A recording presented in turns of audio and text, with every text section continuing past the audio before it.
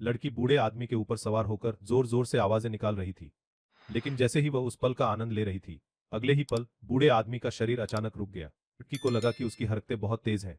हालांकि जब वह रुकी तो बूढ़े आदमी की सांसें अचानक रुक गईं। लड़की इतनी डर गई कि उसका पूरा शरीर अकड़ गया।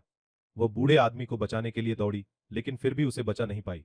उसकी भावनाएं पूरी तरह से टूट गईं, क्योंकि उसने पहली बार ऐसा कुछ अनुभव किया था। उसने तुरंत अपनी पैंट पहनी और घबराहट में कमरे से बाहर भाग गई। जाने से पहले वह अपनी मेहनत की कमाई लेना नहीं भूली। उसने आखिरी बार बिस्तर पर लेटे बूढ़े आदमी को देखा। उम्मीद थी कि वह जाग जाएगा। असल में यह लड़की अभी अभी कॉलेज से स्नातक हुई थी, लेकिन उसे अंदाजा नहीं था कि उसकी हरकतों ने पहले ही किसी का ध्यान खींच लिया है। जब वह घर पहुंची तो उसे लगा कि कुछ गड़बड़ है। उसकी मां ने उसके छोटे भाई को दूसरे कमरे में भेज दिया। फिर उसे बात करने के लिए कमरे में आने को कहा। उसने कहा कि पुलिस वहां आई थी और उसे स्वेच्छा से अपराध स्वीकार करने की सलाह दी थी, लेकिन लड़की बहाने बनाती रही, इस बात से बिल्कुल अनजान कि मामला कितना गंभीर है। अंत में मां इसे और नहीं रोक सकी और उसे मारा।